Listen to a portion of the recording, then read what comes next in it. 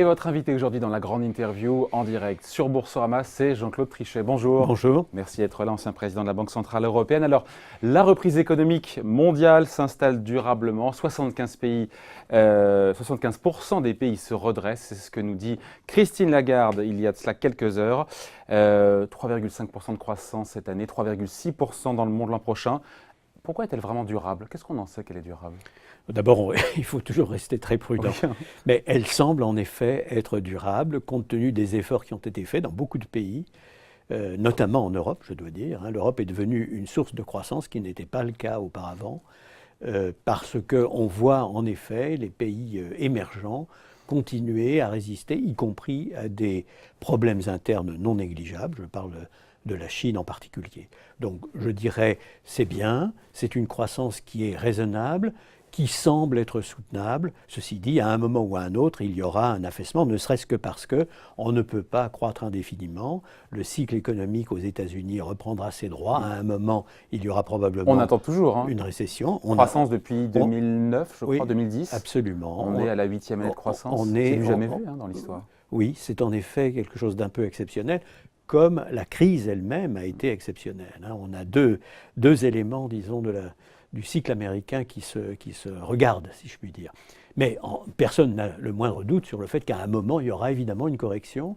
Le cycle économique aura une phase dépressive, et là, alors, nous serons dans une situation un peu différente. La chance des Européens, c'est qu'ils sont décalés par rapport au cycle américain, et donc on peut être plus confiant dans la soutenabilité de la croissance européenne, qui est très remarquable en ce moment par rapport à la croissance américaine. Alors justement, s'agissant des réformes françaises, le gouvernement a confirmé donc le recentrage de l'impôt sur la fortune sur l'immobilier, cette fameuse flat tax de 30% sur les revenus financiers.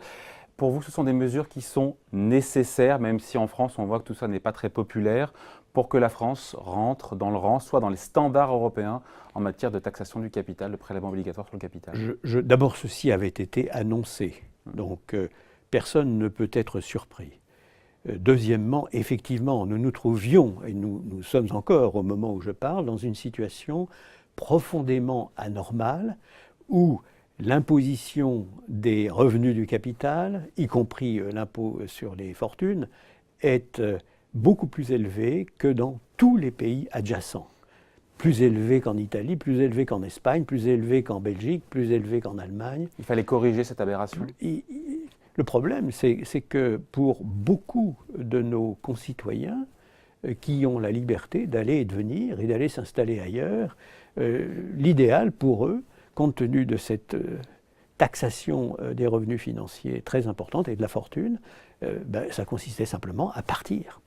Et je crois que c'est ça l'argument principal.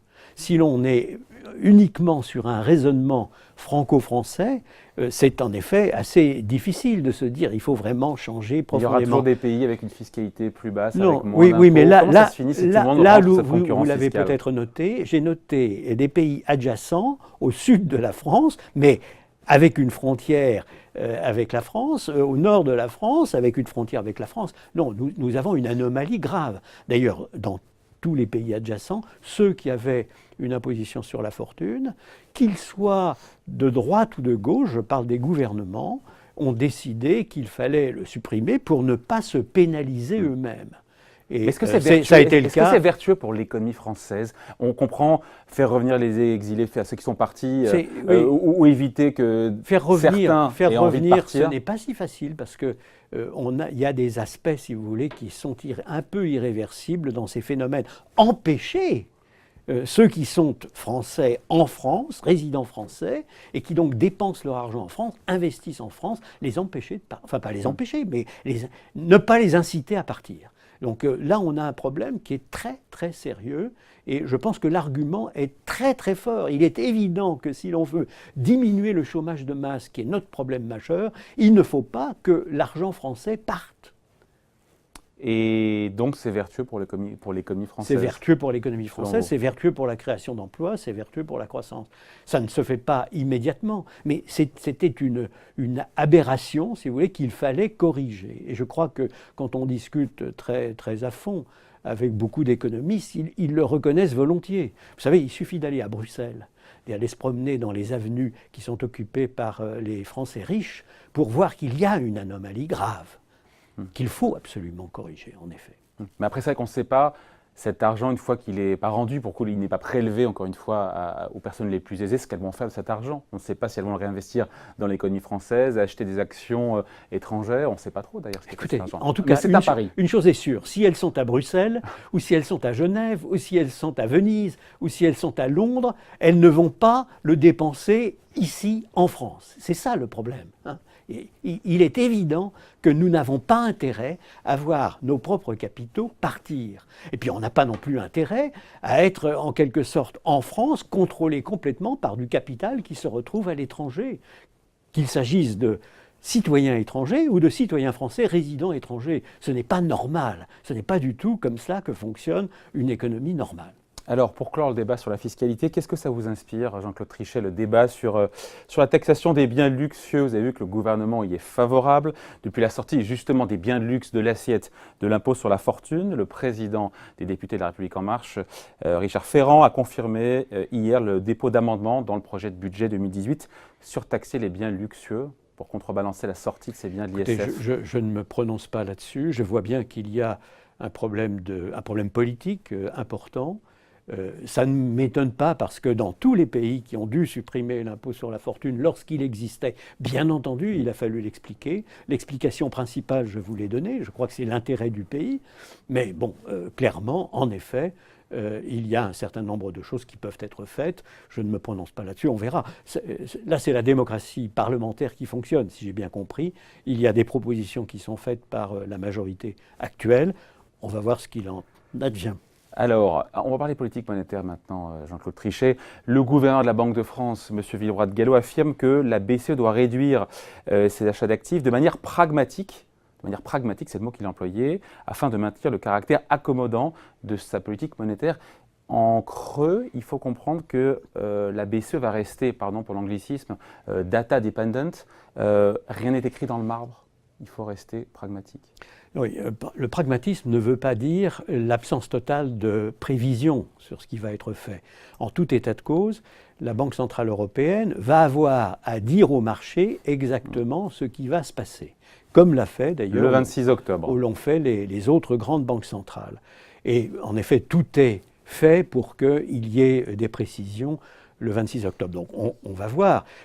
Être pragmatique, ça peut vouloir dire nous allons commencer à acheter moins de, disons, valeurs négociables que ce que nous faisons actuellement. 60 milliards actuellement, mais par mois. Nous allons le faire progressivement et nous allons, disons, diminuer les achats nets progressivement, trimestre après trimestre ou mois après mois. C'est ce que les Américains ont fait et ça leur a pris, dans mon souvenir, quelque chose comme 9 mois ou 1 an pour arriver au terme de ce processus, si vous voulez, qui diminue progressivement les achats nets jusqu'au moment où il n'y a plus du tout d'achats nets, mais où est maintenu l'ensemble du portefeuille dans la Banque centrale. Et puis ensuite, alors, les banques centrales, comme la Banque centrale américaine vient de le faire, peuvent se dire, bon ben maintenant, je vais diminuer la valeur de mon portefeuille. Au travers des tombées obligataires. Exactement. Voilà. Oui. Mais de toute manière, il y a toujours les tombées obligataires. Oui. Et même lorsqu'on en est là, il faut aussi dire au marché,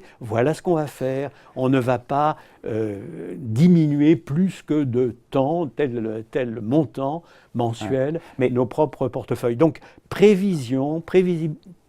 prévisibilité, si je puis dire, prédictabilité de tout ce qui va être fait par les banques centrales, c'est très important. Les marchés ont besoin de savoir ce qui va se passer, d'anticiper complètement ce qui va se passer, de sorte que l'impact, si vous voulez, soit le moins brutal et volatile possible. Donc, c'est-à-dire que la BCE est attentive à ne pas faire surréagir les marchés.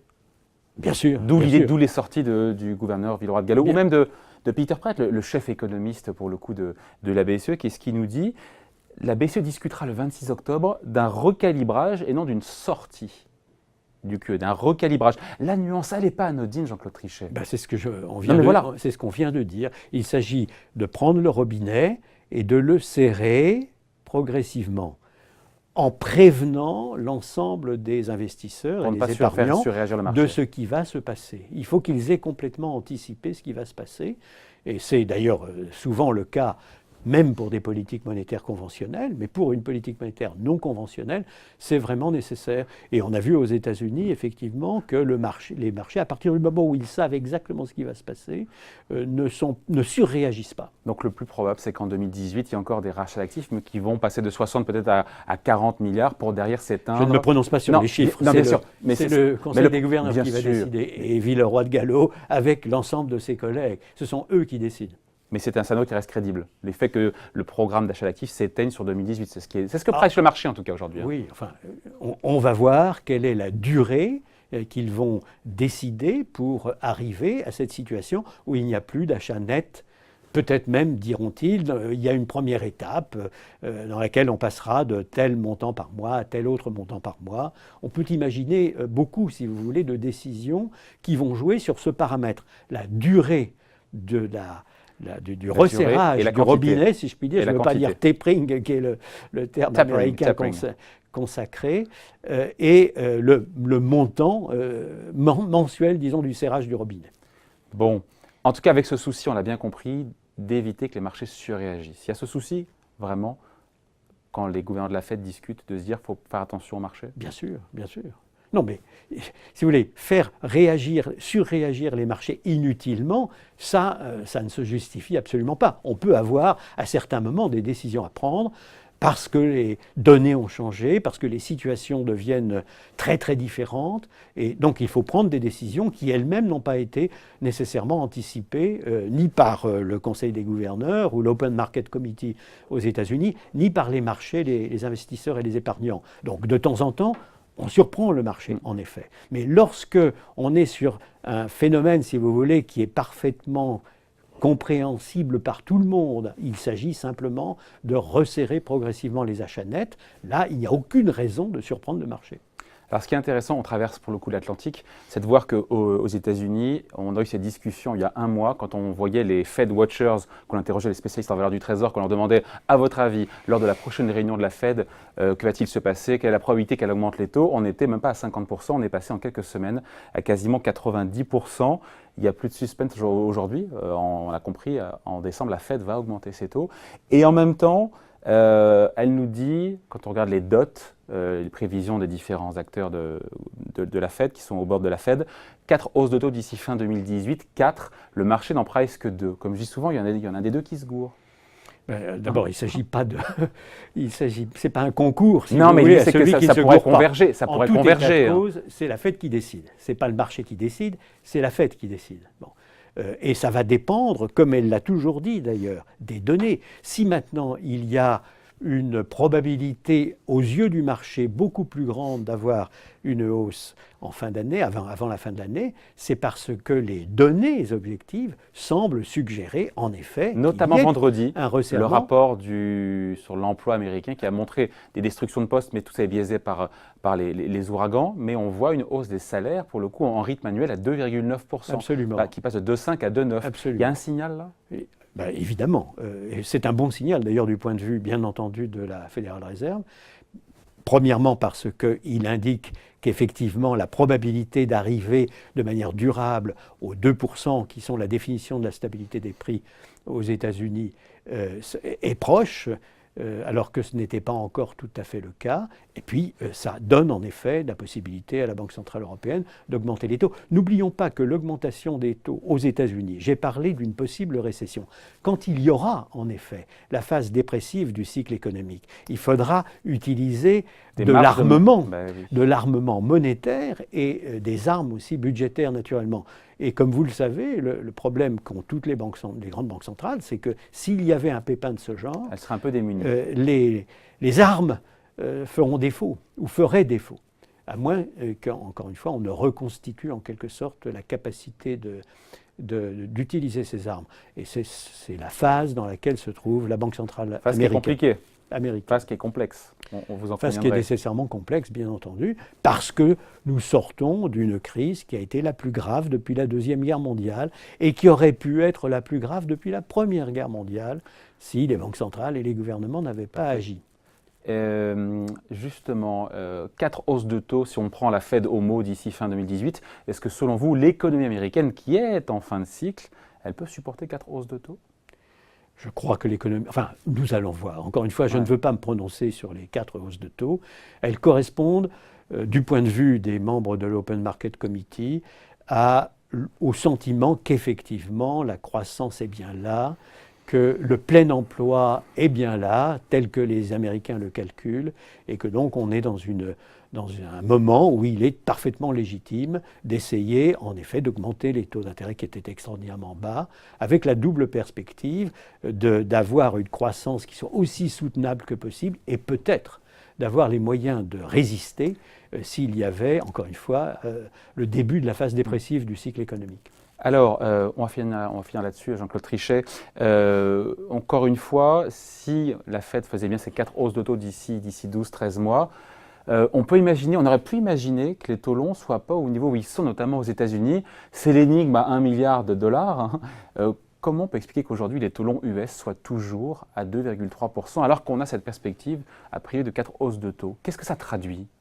D'abord, ils sont en effet à un niveau qui est relativement bas. N'oubliez pas qu'on sort de la pire crise financière que nous avons connue. Oui, mais précisément, on est toujours dans l'ombre portée de cette crise. Et au Japon, crise qui avait commencé avant et qui dure encore plus longtemps, et en Amérique, et en Angleterre, et chez nous. Donc, il faut intégrer complètement cette donnée. Les pays avancés se sont trouvés en très grand déséquilibre et ont connu la pire crise depuis la Deuxième Guerre mondiale. Alors, nous-mêmes, nous avons des taux d'intérêt à long terme, en tout cas pour les meilleures signatures, qui sont beaucoup plus bas encore. Ouais. Donc, la remarque que vous faisiez, elle est valable aussi pour les États-Unis, elle est valable pour nous, elle est valable pour les Japonais, bien entendu. Donc, on est dans une situation qui demeure un peu extraordinaire. Il faut en sortir progressivement. Mais au niveau mondial, on a aussi une situation qui appelle question, parce que lorsque je regarde l'endettement total, public et privé de la planète, par rapport, disons, en pourcentage du produit intérieur brut total de la planète, je vois que nous sommes aujourd'hui dans une situation plus vulnérable que nous ne l'étions en 2007-2008. Donc, si je considère ce leverage, quand on entend ça, cet endettement mondial total comme un bon indicateur par rapport au produit intérieur brut mondial, alors, en effet, il n'y a aucune place pour aucune complaisance. Nous sommes toujours dans une situation de grande vulnérabilité et c'est la raison pour laquelle il ne faut pas parler que des banques centrales, il faut parler des gouvernements, des parlements, de l'ensemble des autres partenaires, parce que si on se repose sur les banques centrales pour faire tout le boulot, et notamment tout le boulot, disons, de gestion et de la crise et de la post-crise, alors on est sûr qu'on aura de nouveaux pépins majeurs. Si je vais dans votre sens, si l'endettement privé et public est à un niveau inédit en temps de paix, ça veut dire que peut-être, il y a cette thèse qui circule, vous n'y souscrivez pas, j'en suis sûr, mais comme quoi les banques centrales sont piégées par cet endettement très fort et qu'elles ne pourront véritablement, vraiment, jamais sortir vraiment de cette politique monétaire accommodante. Ceux qui pensent cela pensent que les gouvernements, les parlements, nos sociétés ne vont pas prendre les mesures appropriées parce que ce sont les défauts, si vous voulez, à la fois de la gestion macroéconomique et les défauts de la gestion structurelle de nos économies qui ont fait le problème. Alors, je nuance un tout petit peu. Nous avons un endettement beaucoup plus élevé au niveau mondial, mais qui a continué, disons, à s'accumuler au même rythme qu'avant la crise, mais parce que les pays émergents s'endettent eux-mêmes beaucoup plus qu'avant. Les pays avancés ont quand même réduit la voilure.